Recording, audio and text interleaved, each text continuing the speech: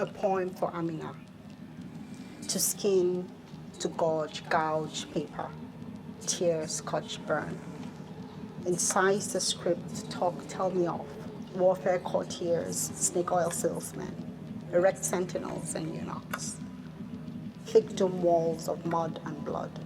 Draw me those century-old trade routes of indigo and spice on caravan back.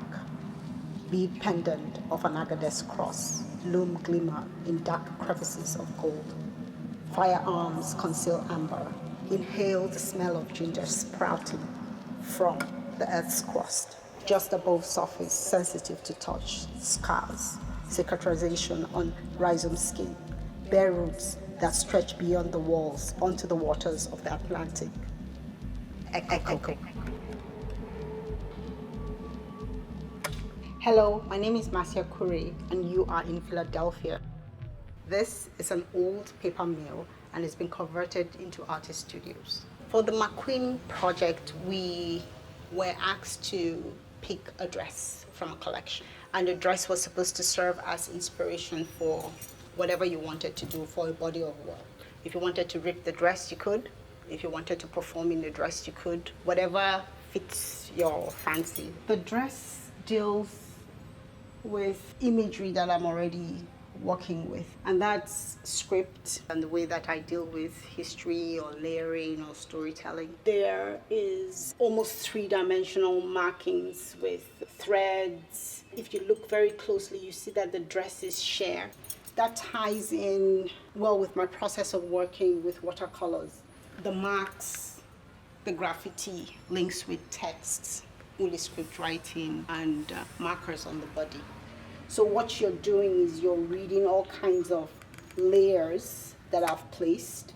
You're reading those marks as historical marks, as archival marks, as archaeological marks. So you can tie that way of thinking about the surface of the work with the surface of the earth. These marks connect with the dress, and the dress connects with the body. And the reason why I say that is because in the tradition of uli wall and body painting, marks are made on the body, and those marks are like scripts that you can read. The body literally becomes a book where the documentation of one's life takes place. I chose a protagonist for my project.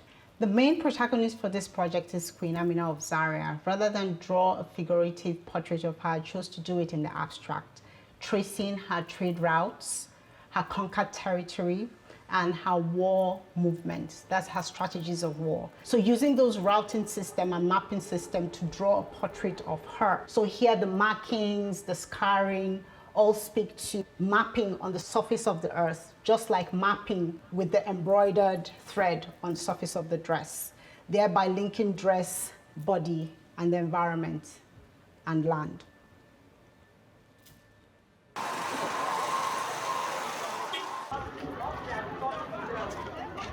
This project is divided into different sections. There are people in the city, there are people in the market that have different skill sets. So the whole idea about the project is how do we merge these skill sets to create the fascinators? So starting from the carpenter to the woodworker to the miniler to the stylist to the braiders to the people who are making the crochet. Whole idea was to kind of link trade routes, to link networks together, traveling and making these kinds of connections. Working with the team in Nigeria was quite fulfilling for me. The women of Gwawa, who were the lap braiders, the crocheters in the market of Karamu, the carpenters, the woodworkers in the craft market, the stylist in the city of Abuja.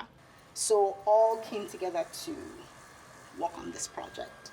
Each person had a particular skill set.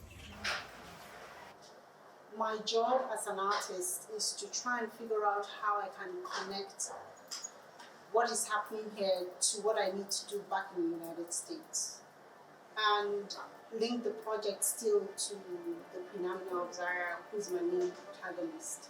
These hairdressers, hair facilitators that we're working on here are going to be flanked on the side of a large-scale drawing that traces trade routes, historical routes that deal with goods and services.